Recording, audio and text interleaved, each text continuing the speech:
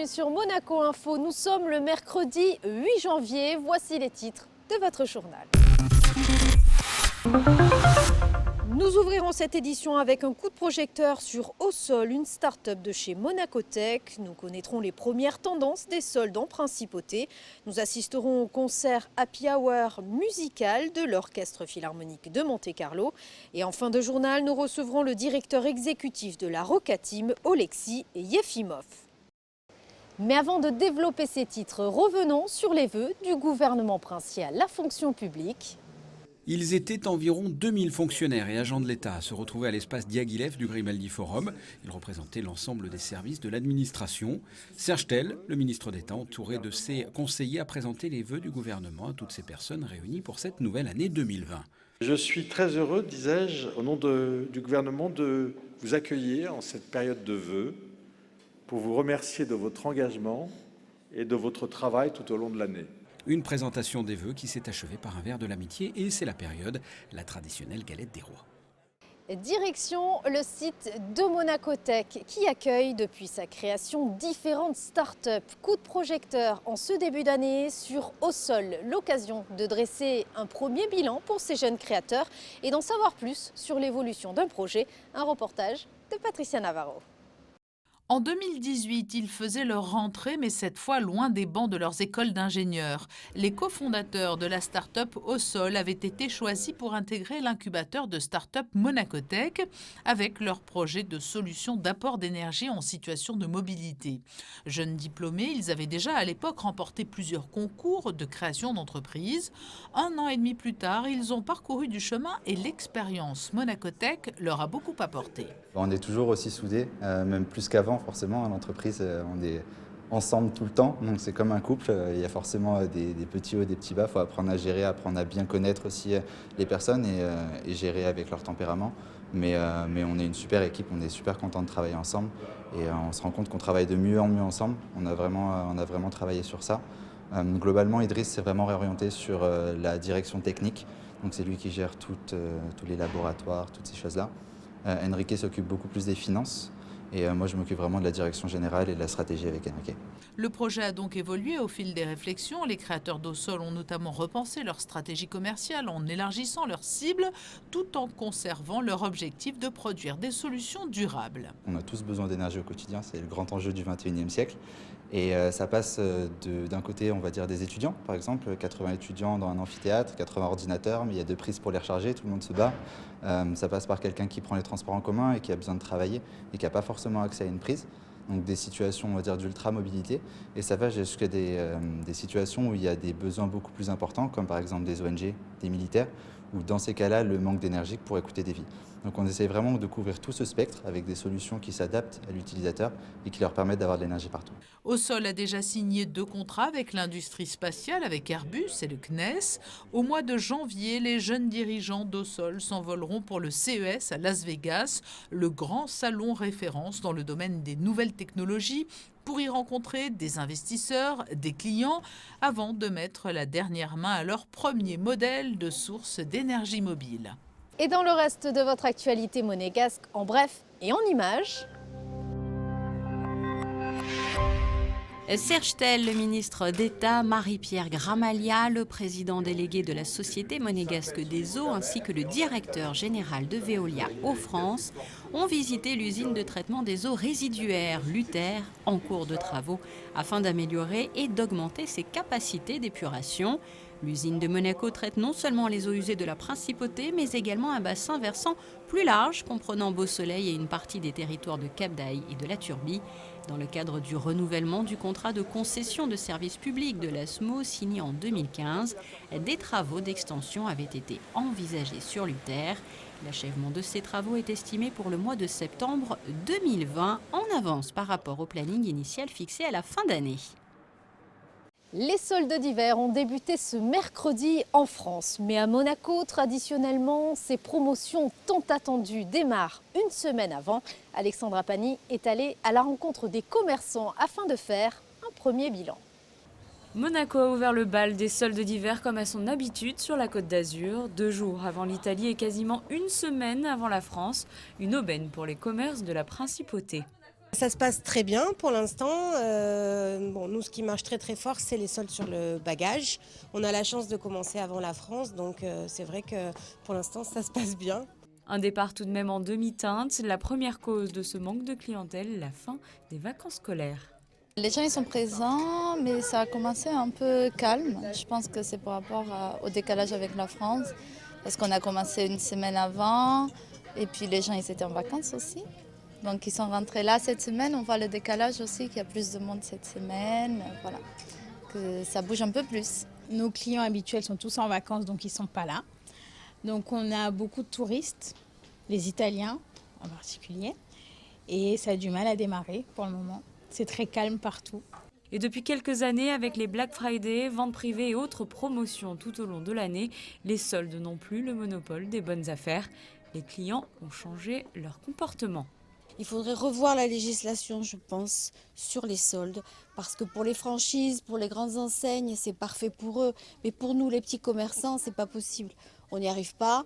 On ne peut pas se permettre, vu nos marges, de faire des promotions toute l'année. C'est impossible. Donc il faudrait vraiment revoir ça. Avant, nous avions des soldes en fin de saison, ce qui est tout à fait logique. Mais maintenant, c'est très difficile de lutter avec tout ça. Donc c'est calme. C'est un serpent qui se mord la queue, tout simplement. Parce qu'on n'a plus des saisons comme il pouvait y avoir il y a très longtemps. Les clients attendent tous les ventes privées. On est obligé pour les attirer de faire des ventes privées, de tout le temps faire des promotions pour les fidéliser. Et au final, ils attendent que les promos. Les habitudes de consommation ont pu évoluer, mais pour certains, la recherche de la qualité et le contact avec les commerçants restent essentiels. Ça dépend comment on aime les vêtements, mais les matières, faut les toucher pour savoir si c'est quand même un minimum de qualité. Il faut regarder un minimum les étiquettes, c'est pas la même chose sur le net. Après, chacun fait comme il veut. Mais il faut faire vivre les commerces, sinon ça ferme, il n'y a plus d'emploi. Alors que la France a réduit à 4 semaines sa période de solde en 2020, à Monaco, les commerçants ont conservé leurs 6 semaines habituelles de démarque. Pour ceux qui ne se sont pas encore penchés sur les promotions de vos marques favorites, vous avez jusqu'au 15 février pour faire vos emplettes ici en Principauté. Et terminons en musique avec ce concert qui était donné à l'auditorium Régnier 3 ce mardi soir. Il s'agissait d'un happy hour musical composé du trio Goldberg. José Sacré vous en dit plus.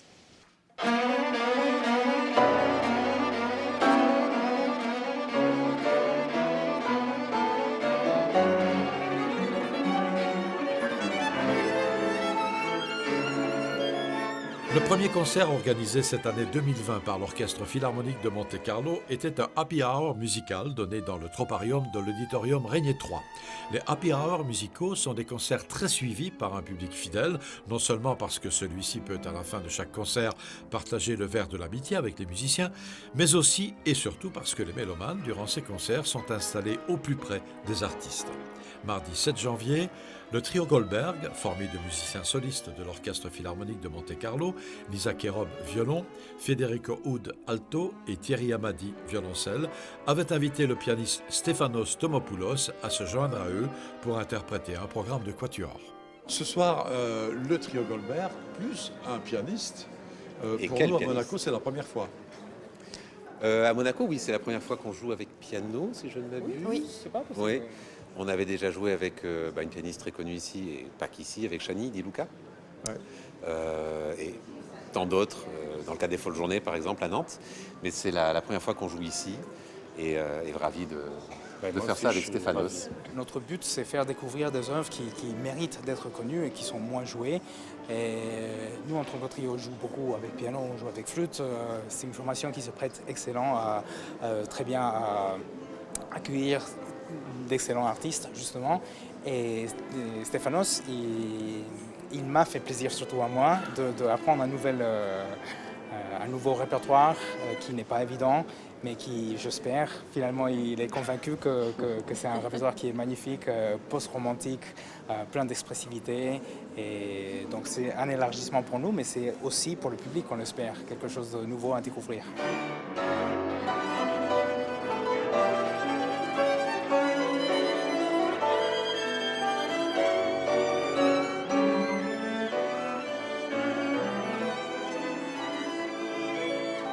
Ce programme de quatuor était constitué d'un quatuor à cordes avec piano de Sergueï Taneïev et le quatuor à cordes avec piano en si mineur inachevé de Guillaume Lequeux. C'est un compositeur qui écrit avec une finesse, une subtilité rare. Et chaque note, chaque harmonie est tellement magnifique, c'est vraiment un petit bijou du début à la fin. C'est très très très fin, vous allez voir, et très émouvant. Plein de sensibilité. On sent que c'était un homme d'une extrême sensibilité.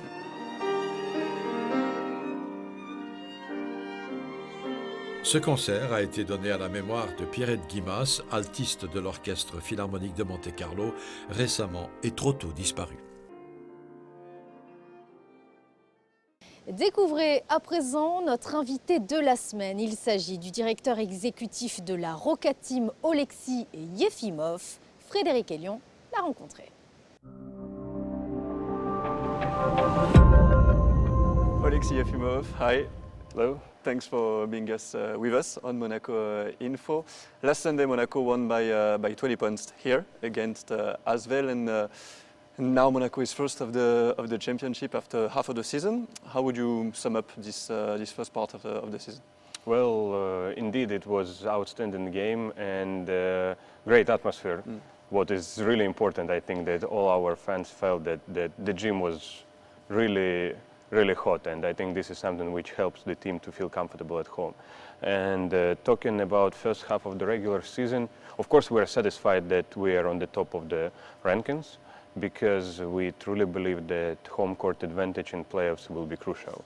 As you remember, last year we didn't lose any home game in playoffs, but unfortunately in the fifth and decisive game in Villeurbanne we didn't manage to win and get the title. So that's why we're really focused, and we believe that one of the main targets would be to try to secure first spot in the final standings in GIP Elite, even though it won't be easy because Asvel is experienced team with bigger budget, really quality players, and what is the most important, they compete in EuroLeague, so they get additional value because they can play versus the best European teams. You just talked about that winning streak. Monaco is undefeated in GP Elite at home for more than 1 year now. What does it mean? What does it represent for you? Well, honestly speaking, I think that it means that in Monaco we have something special over here. Even though that Salle Gaston Metzan is not the biggest arena, I think that local Monegasque fans, they know how to cheer and how to support the team. It's really, I mean, outstanding achievement, because in playoffs we faced the best teams, and it was not easy to to secure the home arena, but we managed to do so, and I truly believe that big part of this achievement belongs to our fans. In November, you made an adjustment in the roster with Dylan Ennis that have been waived, and you took Norris Cole. Since Norris came back, you won 12 games out of 13. Was it, let's say, the real good move to do to make a step forward? Yes, I think that it was really good move. Dylan Ennis is a good player, and now he is doing really great in Spain. But the thing is that when the season has been started, we realized that we need a little bit different guard profile. That's why we have signed Norris Cole, who is more point guard, but who can play also as a shooting guard. So he can involve the others as a point guard, but at the same time he can share the time with DeBost if DeBost is point guard. So Norris Cole is really all-around player who can score by himself, but who can also create good situation for teammates. So I believe that he really gives us certain confidence, and our game improved a lot, especially transition offense, because he is pure transition player. And apart this, I think it's really good sign that Monaco has signed 2 times NBA champion. Definitely. And NBA champion who really, I mean, who participated, yes, who was on the floor, not just sitting on the bench. On Wednesday, it wouldn't be an NBA game, but still a very big game, the first game of the top 16 against Galatasaray. I mean, it's important to start that top 16 campaign with a win. Let's be honest, if we have a target to go to the quarterfinals, we need to secure our home court, so we definitely need to start with a win. Even though that it won't be easy. Galatasaray is a really serious organization, and we compete with them last year. But comparing to the previous season, I truly believe that they have much better roster and they're much more skilled. So I don't expect that it would be easy, but I don't want to find excuses. We really need to take this victory. When Coach Obradovic came and just signed to Monaco, he said, okay, I'm not there, I'm not coming to Monaco to do quarterfinals, semifinals, but to win some titles. Do you think, this year it's possible that Monaco can win a title, even if, okay, there will be strong teams, even in J Elite and in Eurocup? I would say like this, of course Sasha is maximalist, and he always aims for the best and for the highest possible achievements. If it would be possible or not, if we would not have that kind of goal, what's the reason to participate? At the same time, last 2 years we were one step away from the title, so we definitely want finally to make this step. And of course it will be extremely difficult. Asvel is really strong and a serious opponent, while in Eurocup we have teams, even in top 16 group we have teams like Unix Kazan, which I think they have 2, maybe even 3 times bigger budget rather than us. And you played them in Turkey in that Gloria Smart Casual Cup. Yes, we used to participate to compete with them in the preseason. We had a equal game, very close game, but now just recently they signed another point guard, so they developed their roster. I mean, we will face a lot of strong teams, but as I always say, I think that Monaco is still the only one place on this earth where miracles are still possible. So let's try to make another miracle. Why not? Let's try to make it. Thank you, Alexis, for sharing a few moments with us. Thank you. My pleasure. Vous venez de découvrir l'essentiel de l'actualité monégasque. Place à la météo pour ces prochains jours. Le beau temps est décidément bien installé au-dessus de la principauté. Plein soleil jeudi, mais également samedi et dimanche. Seul petit bémol vendredi avec un ciel un peu plus voilé, quelques nuages, mais essentiellement le matin. Du côté du Mercure, température minimale de 3 à 4 degrés, température maximale de 8 à 11 degrés. C'est la fin de cette édition. Merci de l'avoir suivi. À présent, la suite de vos programmes. Très belle soirée à tous sur Monaco Info.